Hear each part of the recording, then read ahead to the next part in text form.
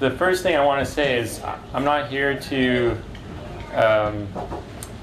teach you something I know necessarily, but I'm really here to be of service to all of you and try to be of help in some way.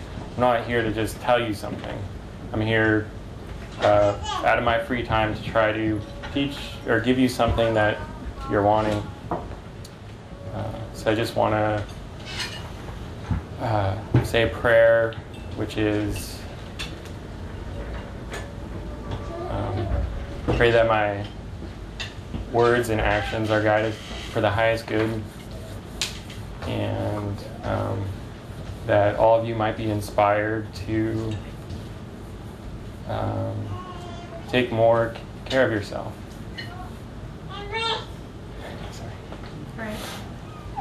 So I've been studying natural healing for several years, but I never read any books about, I haven't read too much about natural health or anything like that.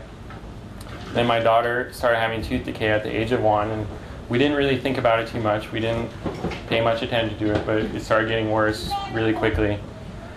And so we didn't know what to do because there aren't any good treatments for children's tooth decay that I'm aware of. So I just got on the internet and I started reading stuff, and I used to think Western medicine was good, but I had some questions about it, and I learned some things that were really, let's say, hard to believe, and I kind of got a new perspective about health. Just to hear from you all, what do you think causes disease? Okay. You can say any perspective. Diet? What else? Lifestyle. Your life. What about your lifestyle? The most stress. Your feelings, stress, Chemical exposure. exposure. Yeah, that's all true. Pace of life. What? Your pace. Your pace. Do viruses cause disease?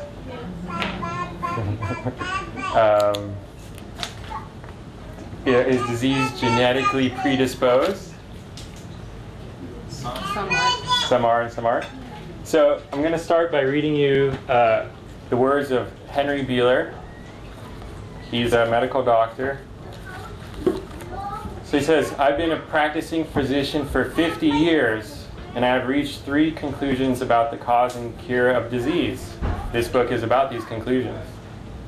Number 1, the primary cause of disease is not germs. Number 2, in almost all cases, the use of drugs in treating patients is harmful. Number 3, disease can be cured through the proper use of correct food. So this is a medical doctor after 50 years. And the way he started was he was overweight and he was sick, and so he started prescribing himself what he prescribed his patients, and he found out it didn't work. He got sicker. So he started doing his own research, got off the drugs, and figured out how to get better. In the prehistoric times, or before Louis Pasteur, people believed that disease was caused by evil spirits and bad things and who knows what else. In 1860, Louis Pasteur came out with a theory of disease, or somewhere around that time. And the theory is what our whole modern system of medicine is based on. And the theory is that germs are the cause of disease.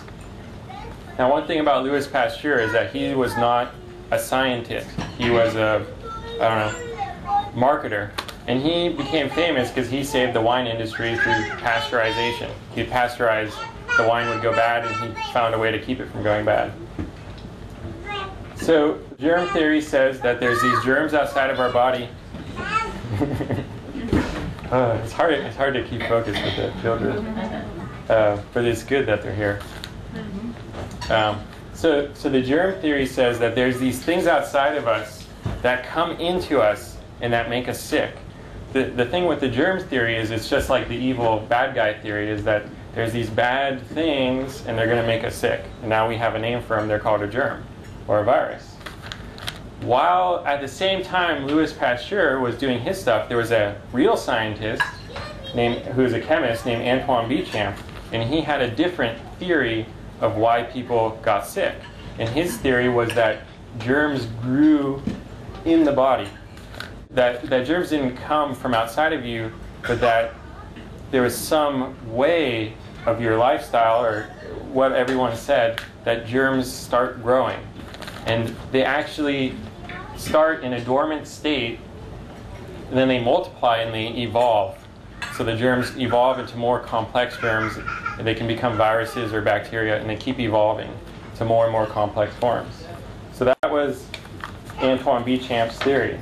Now, supposedly, when Louis Pasteur was on his deathbed after promoting the germ theory of disease, he confessed that he agreed with the other people, Antoine Béchamp and other people of his time, that it's not germs that cause the disease, but the environment in which germs can grow. And the environment is what causes the disease.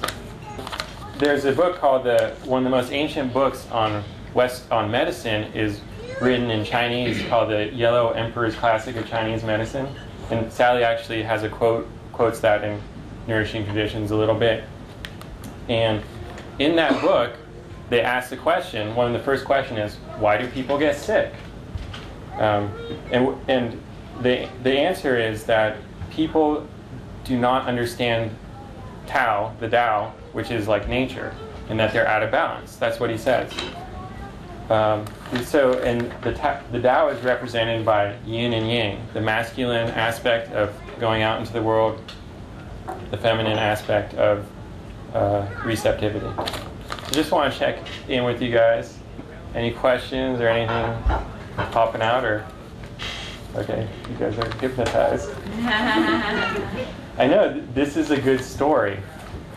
Well, I wanted to read another quote, but basically what it says is, so it's a dialogue, and the person asks, why do people today live only half of the years? So they're saying that people live only to 50 when they're supposed to live to 100. And the answer is that people exhaust their vital forces, people engage in reckless and unusual behavior, and the reckless behavior is evidence that they're no longer in harmony with nature. So some of those reckless behaviors is like alcohol, cigarettes, I don't know what they did back then, processed food.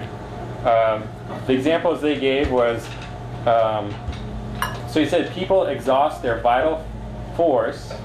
For example, they have sex while intoxicated. Their cravings for these sensory pleasures somehow distort who they are. It changes them, and they don't know how to find contentment in life. So people have lost control of their spirit. They've lost control of who they are, and they become lost in the world of form and try to find enlightenment or enjoyment in the sense experience, alcohol, food, whatever. So all their attention goes to this amusement, and then they no longer have the true joy of happiness. That's why the Chinese book says people get sick. So from there, we can go to Western medicine, to Hippocrates, who's supposed to be the founder of Western medicine, although Western medicine does not listen to his advice anymore. Well, except for the naturopaths and rogue doctors. And so what Hippocrates believed in was called vis medicatrix nature.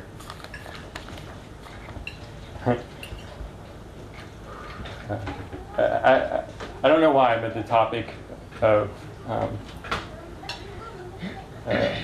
of healing really moves me, and it's just something that I came across. So what Hippocrates believed.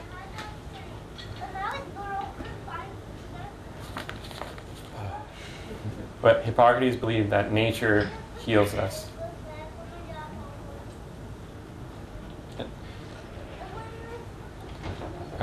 Not just nature, but the force of nature, the force that's moving through us all the time. That's what heals us. And as I'll explain soon, it's when we are disconnected from that force on our different levels, that's why we get sick.